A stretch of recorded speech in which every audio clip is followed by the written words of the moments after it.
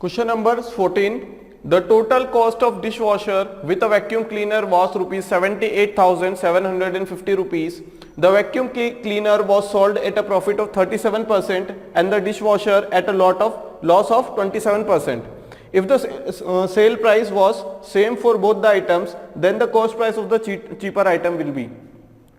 जो सस्ता है किसमें से, डिश वॉशर और वैक्यूम क्लीनर में, दोनों में जिसकी कॉस्ट प्राइस कम होगी उसकी हमें कॉस्ट प्राइस बताना है। अब देखो यहां से क्या हम डायरेक्टली पता लगा सकते हैं क्या कि किसकी कॉस्ट प्राइस कम है?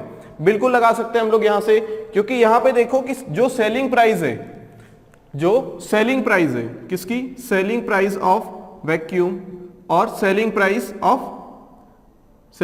ऑफ डिश वॉशर क्या है, दोनों की सेम है, सेलिंग प्राइस सेम है। एक को हो रहा है प्रॉफिट, किसको प्रॉफिट हो रहा है, वैक्यूम क्लीनर को।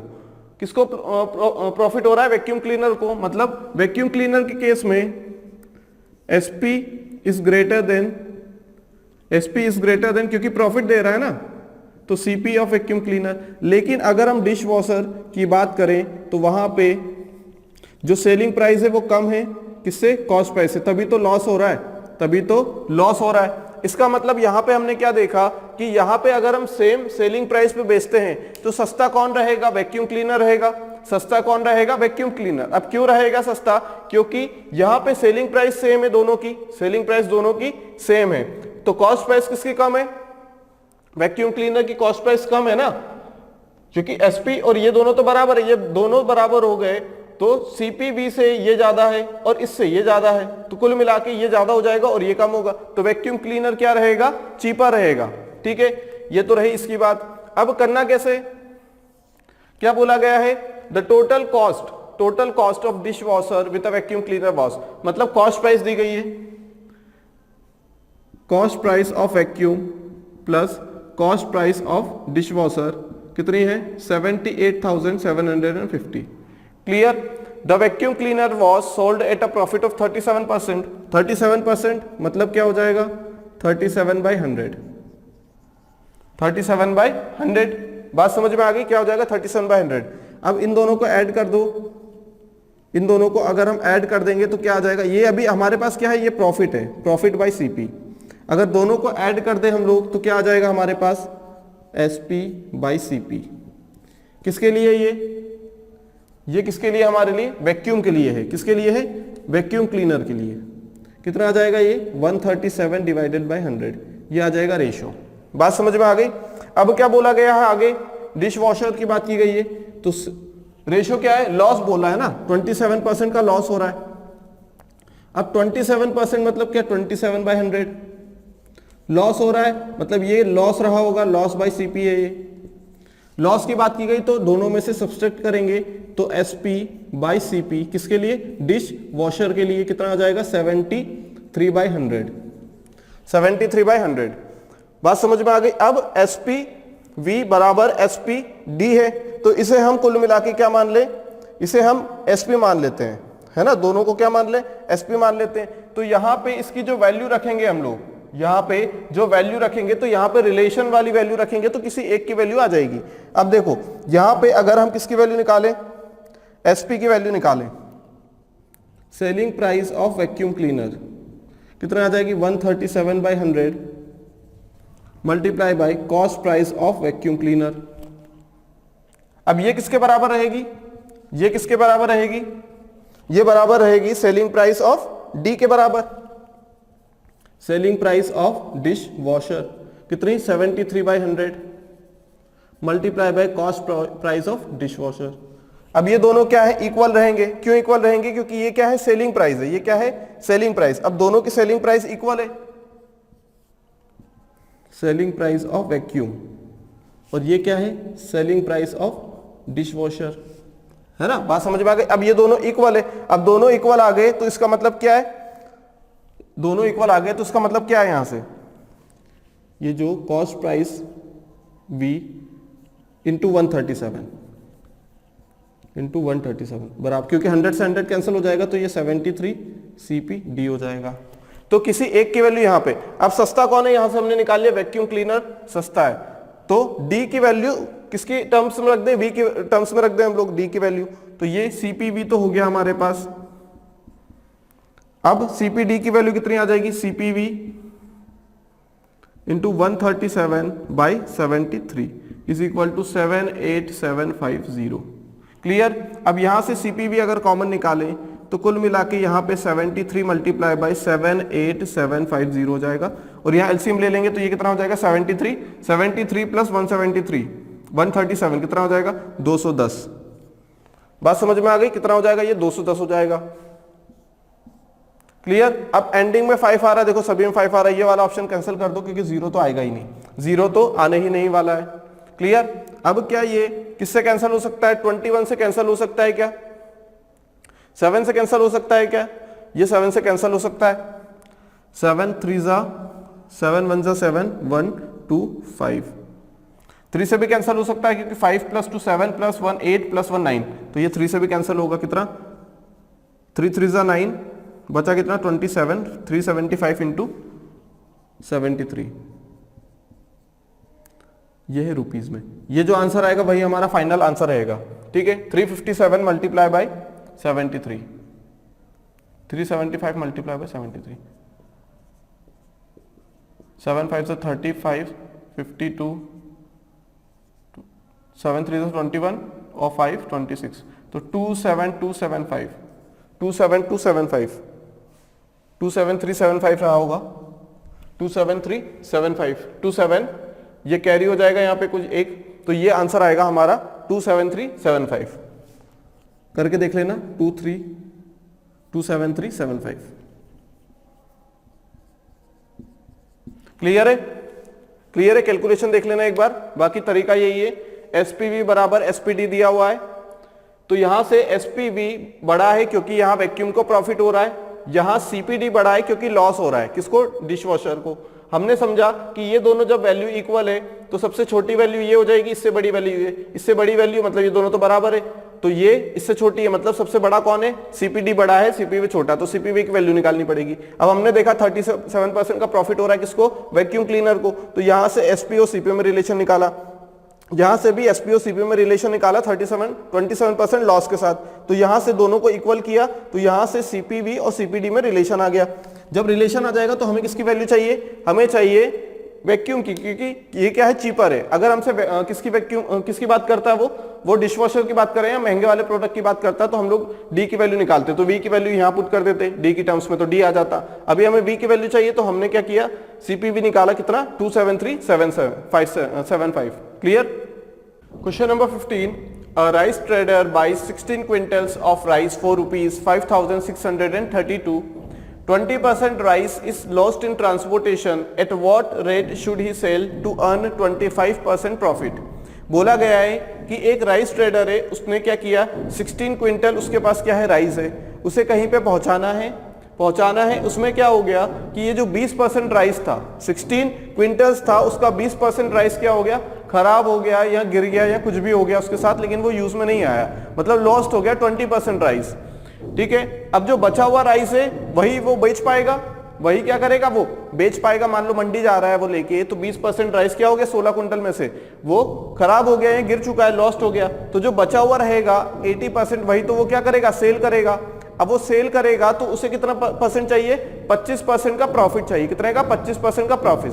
उसकी लागत कितनी है, उसने खरीदा तो इतने में था ना, उसने खरीदा तो उसके पैसे तो कितने लगे हैं, जितने पैसे उसके लगते हैं, चाहे वो खराब हो जाए या कुछ भी हो जाए, चाहे वो उतना सेल नहीं कर पाए, लेकिन उसकी जो लागत है, उसने जो पैसे दिए हैं इतने सारे राइस खरीदने के लिए, किसान किसी को भी दिए हो, किसान को दिए हो, तो उसने तो इतने रुपए दिए ना, उसकी लागत तो इतनी है।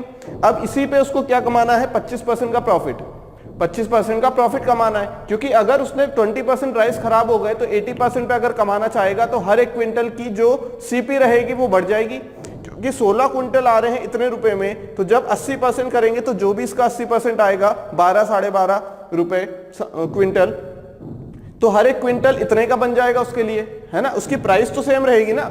तो यहाँ पे हम 80% सेल करेंगे तो यहाँ भी हम 80% क्या निकालेंगे, ये जो 5632 है ये 80% के लिए निकालेंगे, हम लोग 80% के लिए निकालेंगे, क्योंकि उसकी लागत तो 5632 है ना, हमें उससे मतलब नहीं 16 क्विंटल थे उसके पास पहले या 20 क्विंटल थे, उसके जो सीपी, जो उसकी कॉस्ट प्राइस है, जो उसने किसान को दी है पैसे इतना राइस खरीदने के लिए, वो 5632 है। हम ऐसा मान के चलें कि इसने 16 क्विंटल नहीं, इसका जो 80% था वही खरीदा है, वही क्या किया है, वही खरीदा है, जितना बेच रहा है उसी के हिसाब से हम लोग क्या करेंगे, कॉस्ट प्राइस रखेंगे। मान लो एक पेन बेचा तो एक पेन की कॉस्ट प्राइस के हिसाब से ही प्रॉफिट निकालेंगे, ऐसा तो नहीं करेंगे एक पेन बेच रहे हैं और कॉस्ट प्राइस हम लोग दो की ले रहे हैं, ऐसा नहीं होगा ना। तो यहां पे उसने कितना बेचा, 16 का 80%, तो हम 16 का जो 80% रहेगा उसी की सीपी निकालेंगे। और उसकी की सीपी कैसे निकालेंगे, मान लो 20% राइस खराब हो गया, लॉस्ट हो गया, तो 20% क्या होता है 1/5। अब लॉस्ट हो गया ना तो बचा कितना 4/5 है ना। अगर पहले कितना था 4/5 बचा, 4/5 बचा, बात समझ में आ गई। अगर पहले 5 क्विंटल था तो 1 क्विंटल खराब हो गया, बात समझ में आ गई। तो बचा कितना, 4 क्विंटल बचा 5 में से। तो अब टोटल 16 क्विंटल है तो कितना बचेगा, मतलब 16 का 80%, ये 80% ही तो है, क्या है ये 80% है, 4/5 80% बचेगा, कितना आ जाएगा 64/5, 64/5 मतलब 12.8 क्विंटल्स, 12.8 क्विंटल्स उसके पास रिमेनिंग है, बचा हुआ है, जो वो सेल करेगा, इतना ही सेल करेगा ना। तो ये जो 5632 है, हम 16 से सिर्फ क्या निकालेंगे कि कितना बचा हुआ है, 16 क्विंटल्स का यूज करके सिर्फ हम ये निकालेंगे पुरानी क्वांटिटी से कि कितना उसके पास बचा हुआ है। वो जो बचा हुआ है, मान लो कि वो जो बचा हुआ है 12.8 क्विंटल, जो बचा हुआ है 12.8 क्विंटल, इसी को सेल कर रहा है वो जो बचा है, क्योंकि 20% लॉस हो गया है।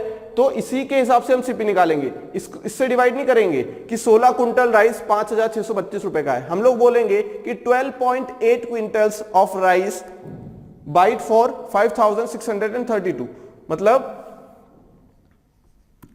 12.8 क्विंटल्स कितने में खरीदा उसने, हम ये मान लेंगे।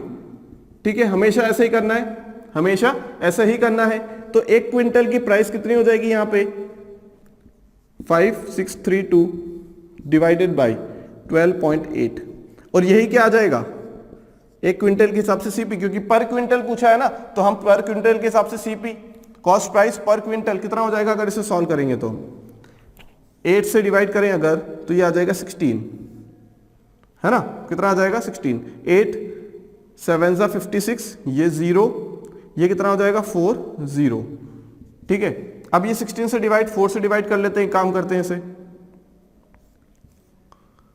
ये 4 हो जाएगा, और 7040 का आधा 3500 कितना हो जाएगा 3520, फिर इसका आधा कितना 1760।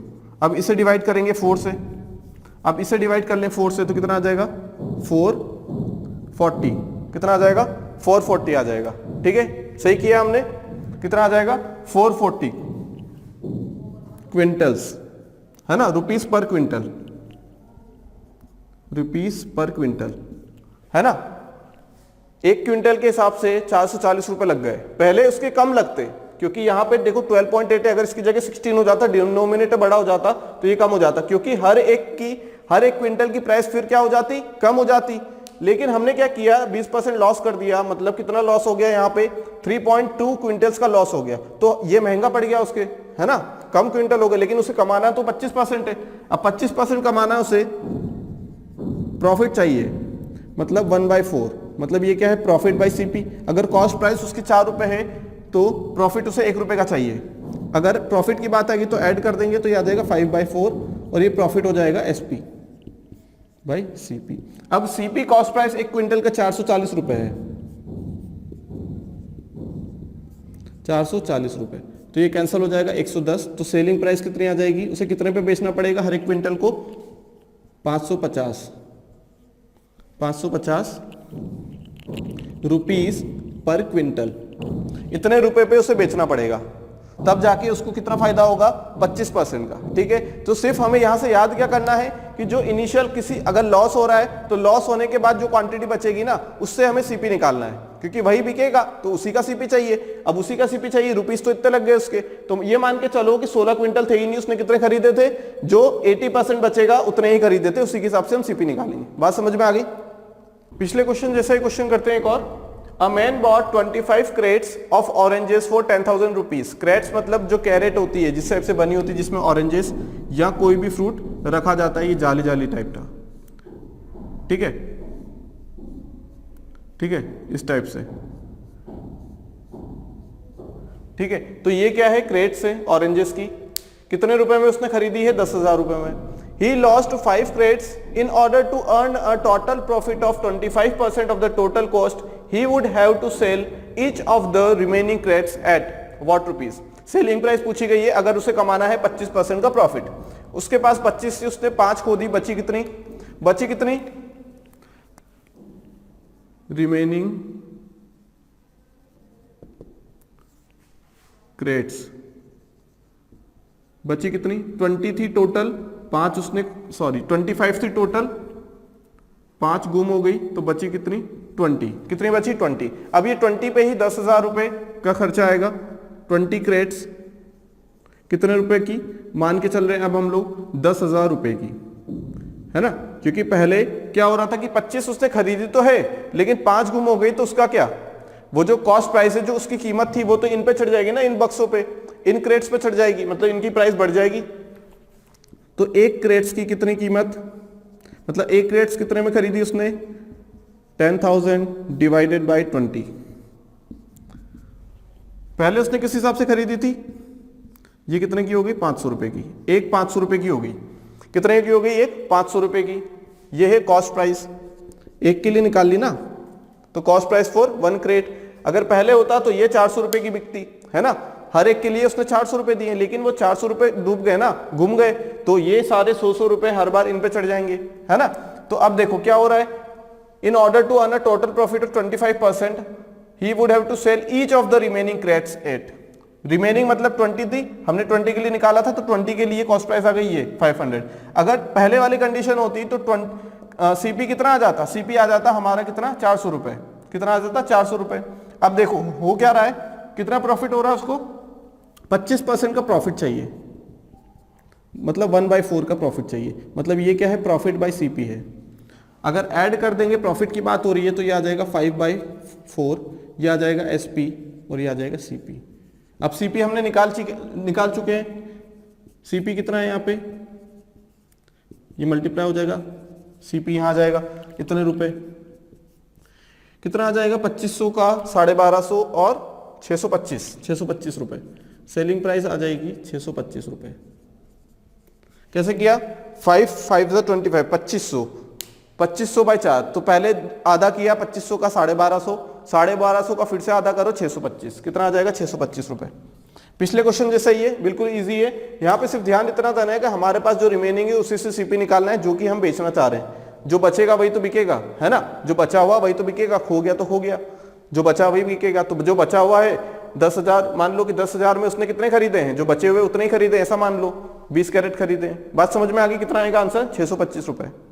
Question number 17, 2 toys are sold at 504 rupees each. One toy bring the dealer a gain of 12% and the other at a loss of 4%. The gain or loss percentage by selling both the toys. है ना, यहाँ पे selling price दी गई है ना, दोनों की equal है। सेलिंग प्राइस ऑफ टॉय 1 है ना 504 रुपीज, और यही किसके बराबर है, सेलिंग प्राइस ऑफ टॉय 2। अब 1 toy bring the dealer a gain of 12%। एक ने क्या किया, 12% का फायदा दिया।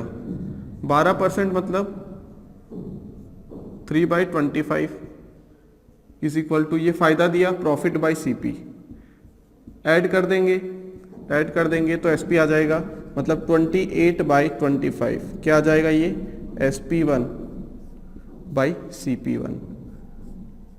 अब यहां से CP1 निकल के आ जाएगा, CP1 क्या आ जाएगा, 25/28 इंटू SP कितना है, 504 कितना आ जाएगा, ये 7 4 28, 7 7 49 और 7 2 14, ये आ जाएगा 18। तो CP1 आ जाएगा 18 इंटू 25, कितना आ जाएगा, ये 250, ये 450 आ जाएगा, है ना। 180 प्लस 180 360 प्लस 90 450। सिमिलरली हम लोग क्या करेंगे, यहाँ पे 4% कितने का लॉस हो रहा है, 4% लॉस के साथ, मतलब 1/25 लॉस हो रहा है, ये L बाई सी पी रहा होगा, है ना, ये प्रॉफिट था, ये लॉस हो जाएगा, ये माइनस करना पड़ेगा। जब माइनस करेंगे तो ये आ जाएगा 24/25, मतलब SP कितना आ जाएगा, SP, और ये 2 के लिए है सेलिंग प्राइस, लेकिन फिर भी बराबर है, तो CP2 कितना आ जाएगा, CP2 कितना आ जाएगा 25/24 इंटू 504, 504 कितना आ जाएगा ये, 24 2 ज़ा 48 और 1 250 500 525 रुपीज। ठीक है, अब क्या निकालना है, गेन, टोटल कितना परसेंटेज का गेन हुआ। अब देखो क्या निकाले, क्या हम लोग SP1 plus SP2 divided by CP1 plus CP2, ratio निकाल लेंगे तो परसेंटेज चेंज निकाल लेंगे आसानी से। सेलिंग प्राइस दोनों की कितनी है 504, तो ये कितना हो जाएगा 1008 रुपए, 1008, 1008। कॉस्ट प्राइस कितनी है 450 पर, ये 975 975 हो जाएगी। परसेंटेज चेंज देखें, अगर हम लोग परसेंटेज चेंज अगर पॉजिटिव आया तो उसे प्रॉफिट बोल देंगे, नेगेटिव आया तो लॉस बोल देंगे। दोनों का रेशियो ले लिया हमने, कितना आएगा ये 33, कितना आ जाएगा 33 बाई 975 मल्टीप्लाई बाय 100%। ठीक है, बात समझ में आ गई, क्लियर। अब अगर कैंसिल करें इसे हम लोग तो क्या आ जाएगा, देखो 25 इंटू 4 40, ये 39 आ जाएगा, 39 आ जाएगा। 11 से 3 से कैंसिल करें तो 11 इंटू 4 और 3 से कैंसिल करें तो 13, इतना परसेंट, मतलब 44/13, 44/13%, मतलब 13 3 सा 39 और 5 5/13 प्रॉफिट हो रहा है, क्योंकि पॉजिटिव देखो ना प्रॉफिट हो रहा है। सेलिंग प्राइस कुल मिला के ज्यादा है किससे, कॉस्ट प्राइस से। क्लियर है, सेलिंग प्राइस दी गई थी, हमने सीपी निकाला रिलेशन से कि प्रॉफिट हो रहा है, सेलिंग प्राइस पे तो सीपी निकल जाएगा, सीपी निकल जाएगा दोनों का, तो दोनों की एसपी ऐड करो, दोनों की सीपी ऐड करो, रेशियो ले तो इतना जो रेशियो आएगा उसका परसेंटेज चेंज निकाल लो बस। या फिर ऐसा भी कर सकते हैं SP1 plus SP2 minus CP1 minus CP2 divided by CP1 plus CP2। एक ही बात है, यहां से करें, यहां भी हमने क्या किया है, माइनस किया परसेंटेज चेंज के लिए, माइनस किया परसेंटेज चेंज निकालने के लिए। बात समझ में आ गई, तो कितना आ जाएगा ये 35/13। Question number 18, profit obtained on selling an article for 310 rupees is equal to the loss incurred on selling that article for 230 rupees। मतलब अगर हम किसी आर्टिकल को 310 रुपए पे बेचते हैं तो उससे जो प्रॉफिट होगा वो किसके बराबर है, अगर हमने उस आर्टिकल को 230 रुपए में बेचा तो उस पर जो लॉस होगा उसके बराबर है। बात समझ में आ गई। What will be the loss percentage when the selling price is 180? अगर सेलिंग प्राइस 180 रखेंगे तो लॉस का परसेंटेज कितना रहने वाला है ये हमें बताना है। ठीक है, यहां पे पूछा परसेंटेज है, लेकिन यहां पे प्रॉफिट परसेंटेज नहीं दिया है, यहां पे प्रॉफिट की बात की गई है। ठीक है, अब प्रॉफिट क्या होता है, प्रॉफिट बराबर लॉस, प्रॉफिट बराबर लॉस की बात की गई है। यहां पे प्रॉफिट के लिए हम लोग क्या यूज करते हैं, एसपी माइनस सीपी, और लॉस के लिए CP minus SP. Cost price तो सेम रहेगी, लेकिन जो सेलिंग प्राइस है वो बदल जाएगी, है ना। सेलिंग प्राइस पहले 310 थी, बाद में 230 हो गई, लेकिन कॉस्ट प्राइस तो जो रहेगी उसकी आर्टिकल की सेम रहेगी। अब यहां से देखो क्या हो जाएगा कि SP1 सेलिंग प्राइस, या फिर हम SP1 लिख लें और ये इधर आएगा तो SP2, और इधर 2 टाइम्स CP हो जाएगा, तो हमने CP यहां लिख लिया और 2 लिख लिया। इसको क्या लिख लिया, इसे 2 लिख लिया हमने। बात समझ में आ गई, क्या लिख लिया हमने, 2 लिख लिया इसे। अब यहां पे SP1 कितना है 310, SP2 सेलिंग प्राइस बाद में 230/2, कितना आ जाएगा ये कॉस्ट प्राइस। यहां से कॉस्ट प्राइस निकल के आएगी हम लोगों के पास, कितनी आ जाएगी 045 540, मतलब 270 रुपीज, 270 रुपए कॉस्ट प्राइस है उस आर्टिकल की। अब हमसे बोला गया है कि क्या बताइए, परसेंटेज लॉस बताइए। हमने क्या लिखा, सेलिंग प्राइस लिखा और कॉस्ट प्राइस लिखा। सेलिंग प्राइस कितनी 180 रुपए है, अगर 180 रुपए में बेचा तो कितने का लॉस होगा, कितना आएगा, 0 से 0 कैंसिल, 9 2 18 9 3 परसेंटेज में पूछा है 2/3, मतलब क्या 2/3 मतलब क्या 200/3 हो जाएगा, है ना। कितना आ जाएगा 2/3 मतलब 2/3 मतलब 66.66, है ना। कितना हो जाएगा ये 16 3 48, कितना आएगा 2/3 मतलब 1/3 हो जाएगा, ये होगा कितना 1/3। 1/3 मतलब 33 1/3 है ना। यहां से लॉस देखना है हमें, तो हमें क्या देखना है लॉस या फिर परसेंटेज चेंज देखना है। हमने परसेंटेज चेंज देखा 1/3, 1/3 मतलब कितना 33 1/3, या फिर हम लोग क्या लिख लें मतलब 100/3%, 100/3 मतलब 33 1/3। बात समझ में आ गई। सेलिंग प्राइस 2 है तो कॉस्ट प्राइस 3 है, ठीक है। तो डिफरेंस कितने का आया 1/3 मतलब ये क्या है परसेंटेज चेंज। परसेंटेज चेंज अगर पॉजिटिव आता है तो प्रॉफिट, और परसेंटेज चेंज अगर नेगेटिव आता है तो लॉस। कैसे पता लगा कि पॉजिटिव नेगेटिव है, क्योंकि यहाँ तो कुछ शो नहीं हो रहा, हमने बस डिफरेंस लिया है। हमें शो कैसे होता है, सेलिंग प्राइस यहाँ पे कम है कॉस्ट प्राइस ज्यादा है तो लॉस हो रहा है। देखो यहाँ भी बता रहा है उसने लॉस हो रहा है, ठीक है। तो परसेंटेज चेंज निकाल लो बस, कितना आएगा आंसर हमारा 33 1/3%।